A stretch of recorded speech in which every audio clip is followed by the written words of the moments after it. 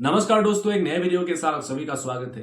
काफी सारे लोगों के मन में ये सवाल है, आखिर ड्रॉपशिपिंग बिजनेस करने के लिए क्या जीएसटी नंबर लेना जरूरी है या नहीं। अगर मैं घर बैठे किसी भी ई कॉमर्स प्लेटफॉर्म पर ऑनलाइन स्टोर बनाकर ड्रॉपशिपिंग बिजनेस को करता हूं, तो क्या मुझे जीएसटी रजिस्ट्रेशन को करवाना होगा। तो इस वीडियो में हम लोग जानेंगे आखिर जीएसटी क्या है, या फिर जीएसटी किस तरीके से काम करता है, या फिर ड्रॉपशिपिंग बिजनेस को करने के लिए जीएसटी नंबर लेना जरूरी है या नहीं, और आप लोग जीएसटी रजिस्ट्रेशन कैसे कर सकते हैं ऑनलाइन। तो मैं सब कुछ प्रोसेस आप लोगों को इस वीडियो में बताने वाला हूं, तो वीडियो को बिना स्किप किए पूरा देखते रहिए। अगर चैनल पर पहली बार आए तो चैनल को सब्सक्राइब कर दीजिएगा। तो वीडियो को आप लोग ध्यान से देखिए और समझिए। जी हाँ, अगर आप इंडिया में ड्रॉपशिपिंग बिजनेस को करना चाहते हैं तो आप लोगों को जीएसटी रजिस्ट्रेशन करना काफी जरूरी है। तो अभी बात करते हैं आखिर जीएसटी नंबर लेना कब जरूरी होता है। तो यहाँ पर ध्यान से समझिए। अगर आपका एनुअल टर्नओवर 20 लाख से ज्यादा है, यानी कि साल में अगर आपका 20 लाख रुपए से ज्यादा का इनकम होता है, तो आपको जीएसटी रजिस्ट्रेशन करवाना काफी जरूरी होता है। उसके बाद अगर आप इंटर स्टेट सप्लाई करते हैं, एक स्टेट से दूसरे स्टेट में आप सामान को बेचते हैं, तब भी आपको जीएसटी रजिस्ट्रेशन करवाना काफी जरूरी होता है। उसके बाद अगर आप एक ई कॉमर्स ऑपरेटर है और आपके प्लेटफॉर्म में दूसरे विक्रेताओं को मतलब सामान बेचने का अनुमति देता है, तब भी आपका जीएसटी रजिस्ट्रेशन होना काफी जरूरी होता है। और इन केसेस में आप अगर जीएसटी रजिस्ट्रेशन नहीं करवाते हैं और अपना बिजनेस को चालू रखते हैं, तो क्या होगा कि आपके ऊपर जुर्माना या फिर आपके ऊपर कोई भी कानूनी कार्रवाई हो सकता है। तो अभी थोड़ा अच्छे से समझते हैं आखिर जीएसटी कैसे काम करता है, या फिर जीएसटी क्या होता है। जीएसटी यानी कि goods and service tax India में वस्तुओं और सेवाओं के खरीद या बिक्री के ऊपर लगाया जाता है। जीएसटी की शुरुआत इंडिया में 1 जुलाई 2017 से लागू किया गया था। तो देखिए, जीएसटी से पहले किसी भी सामान की मतलब बिक्री या फिर खरीदारी के समय हम लोगों को अलग अलग टैक्स देना पड़ता था, जैसे कि वैट यानी कि वैल्यू एडेड टैक्स, उसके बाद सर्विस टैक्स, उसके बाद एक्साइज टैक्स, उसके बाद एंट्री टैक्स। इस तरीके से मतलब काफी सारा टैक्स देना पड़ता था। लेकिन जब से जीएसटी आया है, सभी टैक्स एक ही टैक्स में बदल गया है। अभी हमें अलग अलग टैक्स देना नहीं पड़ता है, सभी मतलब टैक्स एक ही हो गया है, इसलिए हम लोग का टैक्स देना काफी आसान हो चुका है। तो जीएसटी 3 प्रकार के होते हैं, सीजीएसटी, एसजीएसटी और आईजीएसटी। सीजीएसटी यानी कि central goods and service tax, ये टैक्स केंद्र सरकार द्वारा लिया जाता है। जब कोई लेन देन एक ही राज्य के अंदर होता है, तब इस टैक्स को लिया जाता है। उसके बाद एसजीएसटी यानी कि state goods and service tax, ये टैक्स राज्य सरकार द्वारा लिया जाता है। जब कोई भी लेन देन एक ही राज्य के अंदर होता है, तब इस टैक्स को लिया जाता है। सीजीएसटी और एसजीएसटी दोनों को बराबर बांटा जाता है। तो यहाँ पर मैं आप लोगों को मतलब थोड़ा आसान तरीके से समझा देता हूँ एग्जाम्पल देके। यहाँ पर मान लीजिए दिल्ली में कोई व्यापारी मतलब एक कस्टमर को 1000 रुपये का सामान बेचता है 18% जीएसटी के साथ।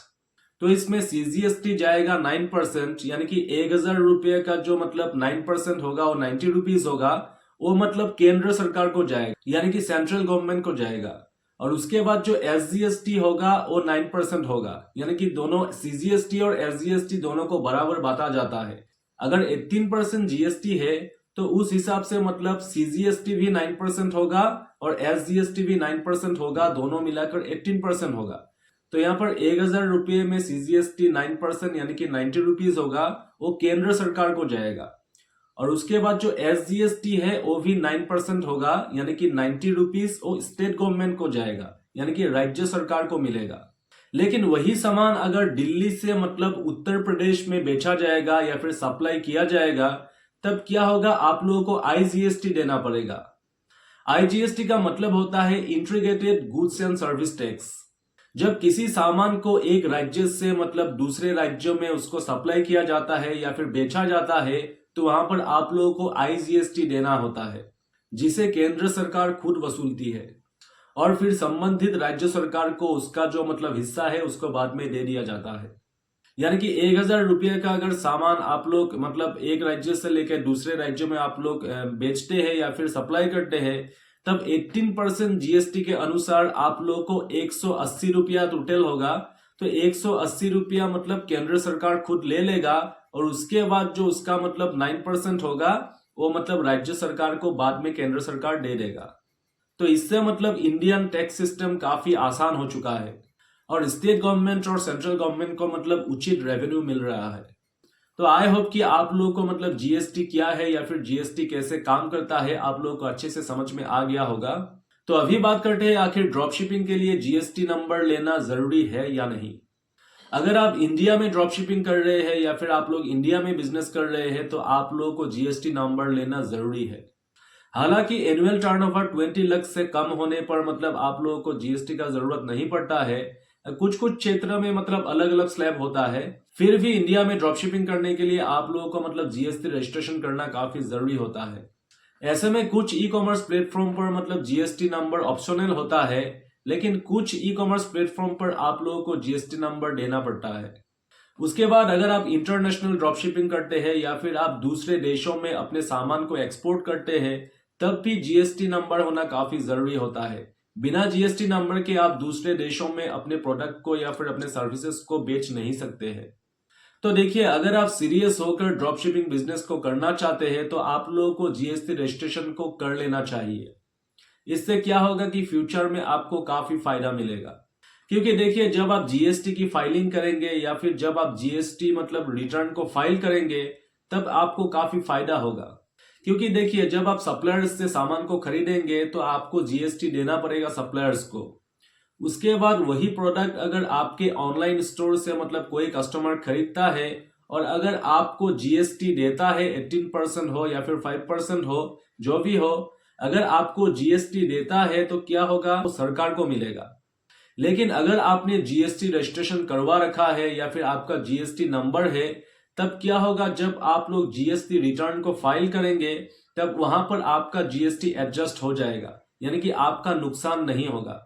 अगर आपने जीएसटी रजिस्ट्रेशन नहीं करवाया है, आपके पास जीएसटी नंबर नहीं है, तब क्या होगा, आपका नुकसान होगा। क्योंकि देखिए आपने सप्लायर से जीएसटी को दे के मतलब इंक्लूडिंग जीएसटी आपने सामान को खरीदा है, आपको जीएसटी देना पड़ रहा है। लेकिन वही सामान अगर आप बेच रहे हैं कस्टमर्स को, आपको जीएसटी दे रहा है कस्टमर लेकिन वो जीएसटी आपको नहीं मिल रहा है, तब क्या होगा, आपका नुकसान हुआ। क्योंकि आपने जीएसटी जो मतलब सप्लायर्स को पेड किया है वो जीएसटी वापस आपको रिटर्न नहीं मिल रहा है। लेकिन अगर आपने जीएसटी रजिस्ट्रेशन करवा रखा है, जब आप लोग जीएसटी को फाइल करेंगे जीएसटी रिटर्न के लिए तब क्या होगा, वहां पर दोनों एडजस्ट हो जाता है।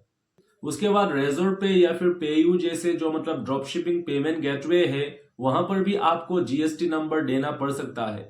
इसलिए आपको जीएसटी रजिस्ट्रेशन को अप्लाई कर देना चाहिए। आप ड्रॉप शिपिंग को स्टार्ट कीजिए अभी, और कुछ दिनों के बाद भी आप मतलब जीएसटी के लिए अप्लाई कर सकते हैं।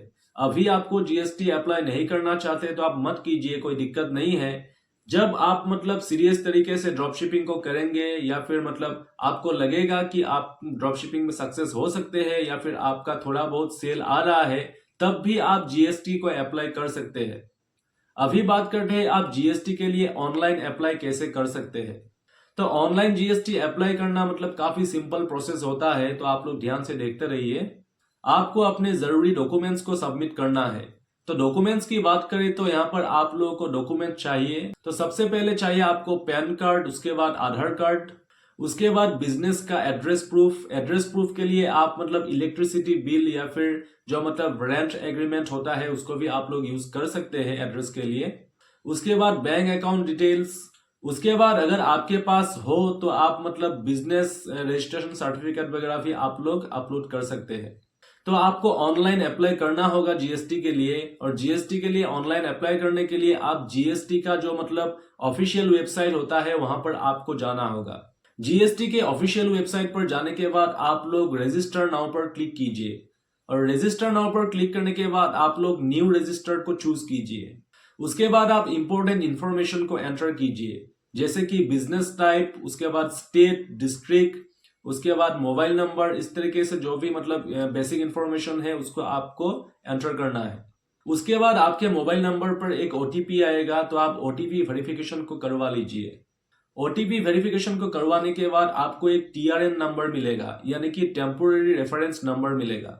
उसके बाद आप टीआरएन यानी कि टेम्पोररी रेफरेंस नंबर से आप लोग फिर से लॉगिन कीजिए, और लॉगिन करने के बाद आप लोग बैंक डिटेल्स, उसके बाद बिजनेस एड्रेस, उसके बाद एचएसएन कोड वगैरह आप लोग फिलअप कीजिए। उसके बाद आप जरूरी डॉक्यूमेंट्स को अपलोड कीजिए और अप्लाई कर दीजिए। और अप्लाई करने के बाद आपको एक ARN यानी कि एप्लीकेशन रेफरेंस नंबर मिलेगा, जिससे आप स्टेटस को ट्रैक कर सकते हैं। अगर आपके सभी डॉक्यूमेंट्स सही है तो आपको 3 से 7 दिनों के अंदर GST नंबर मिल जाता है। GST सर्टिफिकेट को डाउनलोड करने के लिए आप लोग GST पोर्टल पर लॉगिन करके आप लोग वहां से GST सर्टिफिकेट को डाउनलोड कर सकते हैं। GST अप्लाई करते समय अगर आपको कोई प्रॉब्लम हो रहा है तो आप कोई भी मतलब CA या फिर जो GST कंसल्टेंट है उससे आप लोग बात कर सकते हैं। तो उम्मीद है इस वीडियो से आपको मतलब GST के बारे में काफी कुछ अच्छे से समझ में आ गया होगा। और अगर आप लोग सही तरीके से सीरियस होकर ड्रॉपशिपिंग बिजनेस को करना चाहते हैं तो आप लोग GST रजिस्ट्रेशन को करवा लीजिए, इससे आपको काफी फायदा होगा। अगर वीडियो अच्छा लगा हो तो चैनल को सब्सक्राइब कर दीजिएगा और बेल आइकन को भी प्रेस कर दीजिएगा।